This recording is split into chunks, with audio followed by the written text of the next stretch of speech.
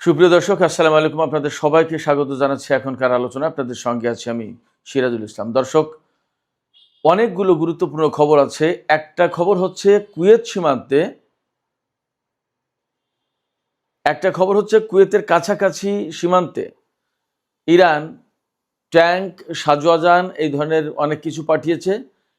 অনেকে আশঙ্কা করছেন বা খবর ছড়িয়েছে এইভাবে যে ইরান কুয়েতের ভেতরে স্থল অভিযান চালাতে পারে। আসলে ব্যাপারটা কি সেটা নিয়ে আমি বিস্তারিত আলোচনা করব আশা করছি। এরপরে মার্কিন সামরিক ঘাঁটিগুলো একের পর এক লক্ষ্যবস্তুতে পরিণত হচ্ছে। একজন পশ্চিমা বিশ্লেষক তিনি বলছেন, মধ্যপ্রাচ্যে মার্কিন বাহিনী এখন প্রকৃতপক্ষে বিপর্যয়ের মুখে, এমন খবর পাওয়া যাচ্ছে। একজন পশ্চিমা বিশ্লেষক বলেছেন, মধ্যপ্রাচ্য থেকে ঘাঁটি ব্যবহার করে এখন আমেরিকা ইরানের বিরুদ্ধে যুদ্ধ করবে এরকম অবস্থা আর নেই। এপাশে মধ্যপ্রাচ্যের সাম্প্রতিক যুদ্ধে আমেরিকার যে বহু সংখ্যক সেনা হতাহত হয়েছে, এই ব্যাপারে যুদ্ধমন্ত্রী পিট হেগসেথকে আজকে কংগ্রেসে জবাবদিহি করতে হবে, জেরার মুখে পড়তে হবে। পরিস্থিতি অনেক জটিল। এদিকে ইরাকের অভ্যন্তরে উত্তরাঞ্চলে একটা গোপন ঘাঁটি ধ্বংস করেছে, মার্কিন গোপন ঘাঁটি ধ্বংস করেছে ইরান। ইরাকের উত্তরাঞ্চলে একটা তেল ক্ষেত্র থেকে তেল উত্তোলন বন্ধ করেছে কানাডা। মধ্যপ্রাচ্যের যে সার্বিক সিচুয়েশন এবং হরমুজ প্রণালী আর বাবাল মানদেব প্রণালীতে ইয়েমেনিদের অবরোধ, সমস্ত সব কিছু মিলে নতুন করে তেলের দাম কিন্তু আবার বেড়ে গেছে। প্রতি ব্যারেল ব্রেন্ট ক্রুড বিক্রি হচ্ছে $90.85, অর্থাৎ $90.85। এই দাম গত এক মাসের ভেতরে সর্বোচ্চ, অর্থাৎ প্রতি ব্যারেল তেলের দাম অন্তত $20 বেড়ে গেল। এই যে যুদ্ধবিরতি হয়েছিল গত 17 এপ্রিল, তারপরে এই এক মাসের ভেতরে আবার প্রতি ব্যারেল তেলের দাম এখন $20 বেড়ে গেল।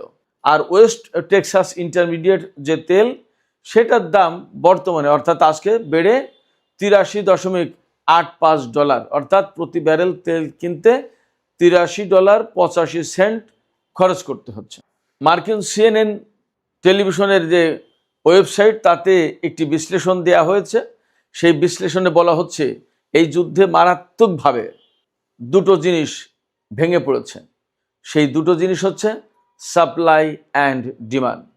ওই বিশ্লেষণে আরও কিছু কথা বলা হয়েছে, আমি আশা করি আপনাদের সামনে আমি বিস্তারিত আলোচনায় তুলে ধরব। এবার ইরান দাবি করেছে জর্ডানের আল রুকবান ঘাঁটিতে ইরানি সেনারা হামলা চালিয়েছে এবং সেখানে বহু সংখ্যক মার্কিন সেনা হতাহত হয়েছে। সুপ্রিয় দর্শক, মূল এই বিষয়গুলো এখন আলোচনায় থাকবে। এর সাথে প্রসঙ্গক্রমে আরও কিছু বিষয় চলে আসবে। আশা করি এই ভিডিও আপনাদের খুবই ভালো লাগবে। আর যদি ভিডিও ভালো লাগে তাহলে শেষ পর্যন্ত থাকবেন এবং লাইক, কমেন্ট, শেয়ার করবেন আর চ্যানেলটি সাবস্ক্রাইব করে সাথেই থাকবেন। দর্শক, আপনাদের সাবস্ক্রিপশন, আপনাদের সমর্থন আমাদের চলার পথকে সহজ করবে। আপনাদের জন্য এই ধরনের আরও নতুন নতুন ভিডিও তৈরি করতে আমাকে বিশেষভাবে উৎসাহিত করবে আপনাদের সাবস্ক্রিপশন, আপনাদের সমর্থন। দর্শক, চলুন বিস্তারিত আলোচনায় চলে যাই। সর্বপ্রথম যে আলোচনাটা করতে চাই সেটি হচ্ছে, ইরানের সামরিক বাহিনী কুয়েত এবং ইরানের সীমান্তবর্তী এলাকায় সাজোয়াজান T-72 ট্যাঙ্ক আরও অর্থাৎ স্থলযুদ্ধে যে সমস্ত সামরিক সরঞ্জাম প্রয়োজন হয় তার অনেক কিছু পাঠিয়েছে, মোতায়েন করেছে। আমরা সবাই জানি হয়তো যে কুয়েতের সাথে ইরানের কিন্তু সরাসরি সীমানা নেই, কিন্তু একেবারে ইরাকের দক্ষিণ পূর্ব অঞ্চল, এই অঞ্চলের সাথে ইরানের যে সীমান্ত, সেখান থেকে একটু সামনে গেলেই কুয়েত, খুব বেশি দূরবর্তী জায়গা নয়, দূরবর্তী স্থান নয়। সেক্ষেত্রে এই খবর বেরিয়েছে যে ইরান কুয়েতে স্থল অভিযান চালাতে যাচ্ছে। আবার ঘটনাটা যদি তেমন না হয়, অর্থাৎ এখানে এক ধরনের বাধা আছে। ইরাক তো একটা স্বাধীন সার্বভৌম দেশ, সেই ইরাকের ভিতর দিয়ে যদি কুয়েতে অভিযান চালাতে হয় তাহলে ইরাকের অনুমতি লাগবে। ইরাক এই মুহূর্তে অনুমতি দেবে কিনা সেটা একটা প্রশ্ন। পাশাপাশি যদি ইরাকের ভেতর দিয়ে ইরান, ধরুন কাউকে কোনো কিছু না বলে কুয়েতের ভেতরে স্থল অভিযান চালালো, তাহলে ইরাক কি ইরানের বিরুদ্ধে যুদ্ধে জড়িয়ে পড়বে নাকি কি করবে, সেটা একটা প্রশ্ন। আবার আরেকটা প্রশ্ন হচ্ছে যে গত কিছুদিন ধরে বিভিন্ন জায়গা থেকে আমরা খবর পাচ্ছি, খবর আসছে, খবর প্রচার হচ্ছে যে আমেরিকা ইরানে স্থল অভিযান চালানোর জন্য মূলত ইরানের যে দক্ষিণ অঞ্চল, এই অঞ্চলে ব্যাপকভাবে অভিযান চালাচ্ছে। এবং নতুন করে খবর আসছে কি, যে অনেক বিমান আমেরিকা মধ্যপ্রাচ্যে নিয়ে এসেছে এবং এই সমস্ত বিমান জর্দান বা ইসরায়েলে রাখা হচ্ছে ইরানের বিরুদ্ধে ব্যাপকভাবে হামলা চালাবে বলে। ডোনাল্ড ট্রাম্প কিন্তু বলেছেন যে ইরানকে মূল্য দিতে হবে, মার্কিন সেনা হত্যার মূল্য দিতে হবে, অনেক বেশি মূল্য দিতে হবে। তো এই সমস্ত সব জায়গা থেকে দেখা যায় যে কুয়েত থেকে বা দক্ষিণ অঞ্চল থেকে, ইরানের দক্ষিণ পশ্চিমী অঞ্চল থেকে যদি আমেরিকা স্থল অভিযান শুরু করে, তাহলে হয়তো ফ্রন্ট লাইনে সেই যুদ্ধ মোকাবেলার জন্য ইরান আগে ভাগেই তার সামরিক সরঞ্জাম রসদ সব পাঠিয়ে দিল। হয়তোবা ইরানের কাছে গোয়েন্দা তথ্য আছে যে আমেরিকা কুয়েত থেকেই ইরাকের ভেতর দিয়ে অভিযান শুরু করতে পারে। সেক্ষেত্রে ইরান আগে ভাগে প্রস্তুতিমূলক ব্যবস্থা নিয়ে রাখলো। তার মানে এই সামরিক সরঞ্জাম এবং সেনা মোতায়েন স্থল অভিযানের জন্য বা স্থল অভিযান ঠেকানোর জন্য, যেটাই হোক, ইরান যে মোতায়েন করলো, এর মধ্য দিয়ে অনেকগুলো চাপ সৃষ্টি হবে। প্রথম চাপ সৃষ্টি হবে মার্কিন সেনাদের উপরে, দ্বিতীয় চাপ সৃষ্টি হবে ইরাকের উপরে, তৃতীয় চাপ সৃষ্টি হবে কুয়েতের সরকার এবং জনগণের উপরে। এই ঘটনাটা অনেকগুলো প্রভাব ফেলবে, অর্থাৎ ইরানের এই যে সামরিক বাহিনী পাঠানো কুয়েত ইরাক সীমান্তে, এটার প্রভাব অনেক ক্ষেত্রে অনেকভাবে পড়বে। শুধু তাই না, ইরাকে বিরাট একটা সংখ্যা ইরানপন্থী বিপ্লবী বাহিনী আছে, বিপ্লবী বা প্রতিরোধকামী যোদ্ধা গোষ্ঠী আছে। এমন কথা আজকাল শোনা যাচ্ছে যে ইরাকের এই প্রতিরোধকামী যোদ্ধারাও কুয়েতের ভেতরে অভিযান চালাতে পারে মার্কিন সেনাদের বিরুদ্ধে। একটা বিষয় খেয়াল করবেন, গত কিছুদিন ধরে ইরান কিন্তু ব্যাপকভাবে কুয়েত, বাহরাইন, সংযুক্ত আরব আমিরাত, এই সমস্ত দেশে ব্যাপকভাবে হামলা চালিয়েছে। এবং বলা হচ্ছে, রিক সানচেজ, বললাম যে একজন পশ্চিমা বিশ্লেষক, তিনি বলছেন যে মধ্যপ্রাচ্যের মার্কিন ঘাঁটিগুলো আর এখন এইরকম অবস্থায় নেই যে যা দিয়ে ইরানের বিরুদ্ধে তারা হামলা চালাবে। লঞ্চ প্যাড হিসেবে এই ঘাঁটিগুলোকে ব্যবহার করার কোনো উপায় নেই। এই সমস্ত ঘাঁটিতে মার্কিন যে সমস্ত সেনা আছে তারা ভীষণ নিরাপত্তাহীনতা এবং অনেক জায়গায় ঘাঁটি অ্যাবান্ডন, অর্থাৎ বাতিল ঘোষণা, ছেড়ে দিয়েছে, পরিত্যক্ত ঘোষণা করেছে, এমন অবস্থা। গত কয়েকদিন ধরে ইরান কুয়েতের উপর ব্যাপক হামলা চালিয়েছে। বিশেষ করে গত রাতে তো ইরানি সামরিক বাহিনী IRGC তারা মার্কিন সেনাদের জন্য ব্ল্যাক নাইট ঘোষণা করেছে। সেক্ষেত্রে এত বেশি হামলা চালিয়েছে এবং এখানে radar system, early warning system, তারপরে jamming system, electronic warfare system, ক্ষেপণাস্ত্র প্রতিরক্ষা ব্যবস্থা, তারপরে লজিস্টিক হাব। কুয়েত কিন্তু লজিস্টিক্স হাব, এখান থেকে রসদ, সেনাদের বহু কিছু সাপ্লাই এখান থেকে দেয়া হয়। সেই কুয়েতের উপর যখন এইরকম হামলা চালিয়েছে, তার মানে এখন ইরান একদম গ্রাউন্ড তৈরি করে ফেলেছে। মেবি কুয়েতের উপর ইরান স্থল অভিযান চালাতে পারে, অথবা ইরাকের প্রতিরোধকামী যোদ্ধারা শুরু করতে পারে মার্কিন বিরোধী অভিযান। তার মানে পরিস্থিতি দাঁড়াচ্ছে মধ্যপ্রাচ্যে আমেরিকা থাকতে পারবে কিনা, মার্কিন সামরিক ঘাঁটিগুলো থাকবে কিনা, মার্কিন সেনারা মোতায়েন এখানে থাকবে কিনা, সেই প্রশ্নেরই মীমাংসা হতে যাচ্ছে মনে হচ্ছে যা। এদিকে ইরাকের গভীর অভ্যন্তরে উত্তর পশ্চিম এলাকায় একটা গোপন মার্কিন সামরিক ঘাঁটিতে হামলা চালিয়েছিলেন এবং ঘাঁটিটা ব্যাপকভাবে ধ্বংস করে দিয়েছে, ক্ষতি করেছে। আর আমরা তো ইরাকের উত্তর পূর্বাঞ্চলীয় এলাকা, যেটা এরবিল, সুলাইমানিয়া, এই সমস্ত এলাকায় কুর্দি ঘাঁটি, মার্কিন অবস্থান, এই সমস্ত জায়গায় গত কয়েকদিন ধরে ইরান সেখানেও বড় রকমের হামলা চালিয়েছে দফায় দফায়। তার মানে মোটামুটিভাবে আমরা যা দেখছি তাতে একদম ইরাকের উত্তর পূর্বাঞ্চল থেকে শুরু করে সিরিয়া, কুয়েত, জর্ডান, এপাশে বাহরাইন, সংযুক্ত আরব আমিরাত, কাতার, সৌদি আরব, এ পুরো এলাকা একেবারে মার্কিন সামরিক বাহিনীর জন্য অনিরাপত্ত করে তুললই। মার্কিন ঘাঁটিগুলোকে একদম তছনছ করে দেওয়ার চেষ্টা করেছে। আমার কাছে মনে হচ্ছে ইরান একেবারে চূড়ান্তভাবে আমেরিকার বিরুদ্ধে অভিযান চালাতে যাচ্ছে। হতে পারে দেশে দেশে স্থল অভিযান শুরু করবে। যদি তাই হয়, তাহলে এই প্রশ্নের অবশ্যই এখানেই মীমাংসা হবে যে মধ্যপ্রাচ্যে মার্কিন সামরিক ঘাঁটি, মার্কিন সেনা এগুলো থাকবে কিনা। ইরান কিন্তু গতকাল বলেছে যে এই অঞ্চল আমেরিকার না, অতএব এই অঞ্চলে আমেরিকার সেনারা থাকতে পারবে না। যতক্ষণ পর্যন্ত এই অঞ্চল মুক্ত না হচ্ছে ততক্ষণ পর্যন্ত তারা লড়াই চালিয়ে যাবে। ইরাকের অবস্থা আসলে যথেষ্টই জটিল। ইরান সেখানে ব্যাপকভাবে দফায় দফায় হামলা চালাচ্ছে। এই প্রেক্ষাপটে ইরাকের উত্তর অঞ্চল থেকে, কুর্দি অঞ্চল থেকে সম্ভবত, ওই অঞ্চলের তেল বেশি, কিন্তু ওই অঞ্চল থেকে কানাডা একটি তেল ক্ষেত্র থেকে তেল উত্তোলন বন্ধ ঘোষণা করেছে। তার মানে তেলের বাজারে, তেলের সাপ্লাইয়ে নতুন করে আর এক রকমের চাপ সৃষ্টি হলো। এর চেয়েও বড় কথা হচ্ছে, তেল তুললেও অনেক ক্ষেত্রেই তেল সরবরাহ করা যাচ্ছে না, আন্তর্জাতিক বাজারে পাঠানো যাচ্ছে না। হরমুজ পণ্যের সংকট, এপাশে নতুন করে ইয়েমেনের হুতি আন্দোলনের যোদ্ধারা বা হুতি সমর্থিত সরকারের সেনাবাহিনী বাবাল মান্দেব প্রণালীতে সৌদি আরবের বিরুদ্ধে নৌ অবরোধ ঘোষণা করেছে, যার প্রেক্ষাপটে সৌদি আরব হরমুজ প্রণালী বাদ দিয়ে বাবাল মান্দেব প্রণালী দিয়ে বা লোহিত সাগর দিয়ে যে সমস্ত তেল বিভিন্ন দেশে পাঠাচ্ছিল সেইগুলো এখন বন্ধ হয়ে গেল। তাতে তেলের দাম বেড়ে গেছে।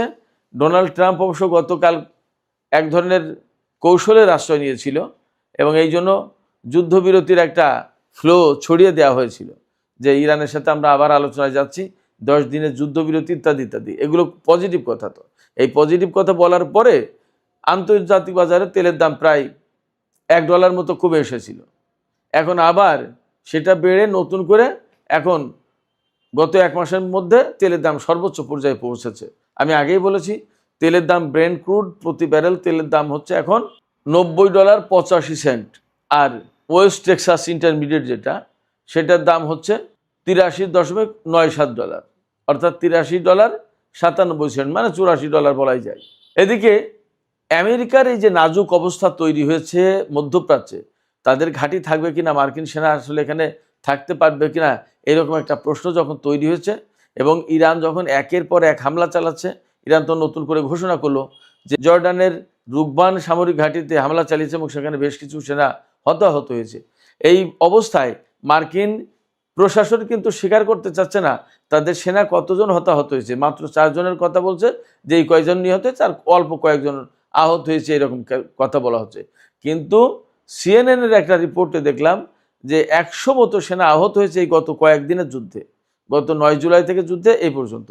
তাতে কেন এত সেনা আহত হলো, কি ব্যাপার, যুদ্ধের পরিস্থিতি কি এবং যুদ্ধ কেন পরিচালনা করা হচ্ছে, আর দরকারটা কি, যুদ্ধ কেন বন্ধ করা হবে না, এই সমস্ত নিয়ে প্রচণ্ড রকমের জেরার মুখে পড়তে যাচ্ছে আজকেই মার্কিন যুদ্ধমন্ত্রী পিট হেগসেথ। কংগ্রেসে তাকে তলব করা হয়েছে, তাকে জেরা করবে কংগ্রেসম্যানরা। এই যে আমি আগেই বললাম যে কেন যুদ্ধ নতুন করে শুরু করা হলো, কেন যুদ্ধ বন্ধ করা হবে না, কেন এই যুদ্ধ শুরু করা হয়েছে আগে, এই যুদ্ধের এত ব্যয় হচ্ছে কেন, যদি এইরকম সংকট তৈরি হয় তাহলে সমঝোতা হলো, তারপর আবার নতুন করে যুদ্ধ করা হলো কেন, সংকটটা কোথায়, অসুবিধা কোথায়, এবং আমরা পারছি না কেন, আমেরিকা পারছে না কেন ইরানের সাথে। এ সমস্ত অনেক প্রশ্নের জবাব দিতে হবে এবং আজকে মানে একেবারে ভাজা ভাজা হবে পিট হেগসেথ মার্কিন কংগ্রেসে, এটা বোঝা যাচ্ছে, ছেড়ে দেবে না। এবং এখানে ডেমোক্র্যাটরা অত্যন্ত মারমুখী অবস্থানে চলে গেছে। শুধু তাই না, রিপাবলিকান অনেক কংগ্রেসম্যানও পিট হেগসেথের বিরুদ্ধে, ডোনাল্ড ট্রাম্পের এই সিদ্ধান্তের বিরুদ্ধে। যে পরিমাণে আমেরিকা ক্ষয়ক্ষতির মুখে পড়েছে এবং সারা বিশ্বে তাদের যে প্রভাব বানচাল হয়ে গেছে, নষ্ট হয়ে গেছে, এটা কোটি কোটি ডলার খরচ করেও ফেরত পাওয়া যাবে না। অতএব আমেরিকা এই যে ক্ষতির মুখে পড়লো, এই ক্ষতির পেছনে সবচেয়ে বড় কারণ যারা, ডোনাল্ড ট্রাম্প, পিট হেগসেথ এবং মার্কো রুবিও। কেন তারা এই যুদ্ধ শুরু করলো, এই যুদ্ধ চালাচ্ছে, এবং কেন তারা এই যুদ্ধ শুরু করলো, এই যুদ্ধ চালাচ্ছে, এবং এই যুদ্ধ তো বেসিক্যালি আমেরিকানরাই বলছে, নেতানিয়াহুর কারণে কি প্রয়োজন এই যুদ্ধ চালানোর। এই সমস্ত কৈফিয়ত আজকে তাকে দিতে হবে, পিট হেগসেথকে দিতে হবে কংগ্রেসম্যানদের কাছে। ওয়াশিংটন পোস্ট জানিয়েছে, এই পর্যন্ত ইরান যুদ্ধ শুরুর পর থেকে আমেরিকার অন্তত 18 জন সেনা নিহত হয়েছে। মার্কিন সরকার কিন্তু একথা স্বীকার করতে যাচ্ছে না। আর বাস্তব কথা হচ্ছে, মার্কিন গণমাধ্যমগুলো তো সব স্বীকার করবেও না, কারণ আমেরিকার প্রভাব প্রতিপত্তি নষ্ট হয়ে গেলে এই সমস্ত গণমাধ্যমেরও তো ভবিষ্যৎ নষ্ট হবে। এই জন্য এই সমস্ত গণমাধ্যম পুরোপুরি খবর দেয় না। তারা 18 জনের কথা বলছে, কিন্তু ইরান বলছে অনেক বেশি সেনা নিহত হয়েছে তাদের কাছে, আর আহত তো অনেক। তো সেক্ষেত্রে আমেরিকা সত্যিই মধ্যপ্রাচ্যে এই হুমকির মুখে, এই ঝুঁকির মুখে, এই প্রশ্নের মুখে যে আমেরিকা মধ্যপ্রাচ্যে আর থাকতে পারবে কিনা। এদিকে আর একটা ছোট্ট খবর দিয়ে আমি এখনকার আলোচনা শেষ করি। গত রাতে বাহরাইনে ইরান যে হামলা চালিয়েছে, তাতে অ্যামাজনের হেডকোয়ার্টারে হামলা হয়েছে। সেই অ্যামাজনের হেডকোয়ার্টারে হামলা হওয়ার গুরুত্বটা কি, মানে কি হয়েছে তাতে, অ্যামাজনের হেডকোয়ার্টারে হামলা হওয়ার মধ্য দিয়ে যা ঘটেছে সেটা হচ্ছে অ্যামাজনের ডেটা স্টেশনে হামলা হওয়ার কারণে পারস্য উপসাগরীয় দেশগুলোর যে টেলিকম নেটওয়ার্ক এই ডেটা সেন্টারের মাধ্যমে পরিচালিত হয়। ডেইলি ক্লাউড ডাটা এবং পারস্য উপসাগরীয় দেশগুলোর গুরুত্বপূর্ণ ব্যাংকিং নেটওয়ার্ক এই অ্যামাজন সেন্টার। ফলে এখানে হামলা হওয়া মানে মধ্যপ্রাচ্যের অনেক কিছু ওলটপালট হয়ে যাওয়া। সুপ্রিয় দর্শক, আমি আলোচনা একদম শেষ পর্যায়ে নিয়ে এসেছি, আলোচনা শেষ করব। তবে শেষের আগে একটু বিশ্লেষণ করি এই যে মধ্যপ্রাচ্যে আমেরিকার যে পরিস্থিতি দাঁড়িয়েছে তাতে এই অবস্থা যে এখন সম্ভবত তাদেরকে মধ্যপ্রাচ্য ছেড়ে চলে যেতে হবে। তারা যতই চেষ্টা করুক সম্ভবত ইরানের সাথে মনে হয় আর খুব সুবিধা করতে পারবে না যুদ্ধে। যদি তাই না হয় এবং মধ্যপ্রাচ্যের দেশগুলোও কিন্তু ত্যক্ত বিরক্ত হয়ে উঠছে। আমেরিকার জনগণও নতুন করে তেলের দাম বেড়েছে, পণ্যের দাম বাড়বে, সব কিছু মিলে আমেরিকা আসলে সংকটে। এবং এই সংকটে পড়েই একবার যুদ্ধবিরতির কথা বলছে, আবার বলছে চুক্তির জন্য পাগল আমেরিকা, আবার বলছে ইরানকে চড়া মূল্য দিতে হবে, আবার নতুন করে বিমান আনছে, সেনা আনছে, যুদ্ধের প্রস্তুতি নিচ্ছে। সব কিছু মিলে আমরা যা বুঝতে পারছি, আমার কাছে যা মনে হচ্ছে, তাতে এই যুদ্ধের ভেতর দিয়ে মধ্যপ্রাচ্যের হিসাব নিকাশ একদমই বদলে যাওয়ার দ্বার প্রান্ত। মার্কিন গণমাধ্যমগুলো তো বলছে যে ইরান এবং আমেরিকা চূড়ান্ত যুদ্ধের দ্বার প্রান্তে, কিন্তু আমার কাছে মনে হচ্ছে যে মধ্যপ্রাচ্যের টোটাল সিচুয়েশন একেবারে বদলে যাওয়ার দ্বার প্রান্তে, ভীষণভাবে বদলে যাবে। সুপ্রিয় দর্শক, আপনাদের কি মনে হয়? পরিস্থিতি যা, তাতে কি মনে হচ্ছে যে আমেরিকা এই অঞ্চলে তার ঘাঁটিগুলো ধরে রাখতে পারবে, নাকি মনে হচ্ছে যে আসলে মধ্যপ্রাচ্যের সমস্ত সমীকরণ বদলে যাচ্ছে এবং মার্কিন সেনারা সম্ভবত মধ্যপ্রাচ্য থেকে চলে যেতে বাধ্য হবে? আপনাদের কি মনে হচ্ছে? আপনারা কমেন্টে আপনাদের মতামত জানাতে পারেন। আর ভিডিও ভালো লাগলে আবারও বলি, লাইক, কমেন্ট, শেয়ার করবেন এবং চ্যানেলটি সাবস্ক্রাইব করে সাথেই থাকবেন।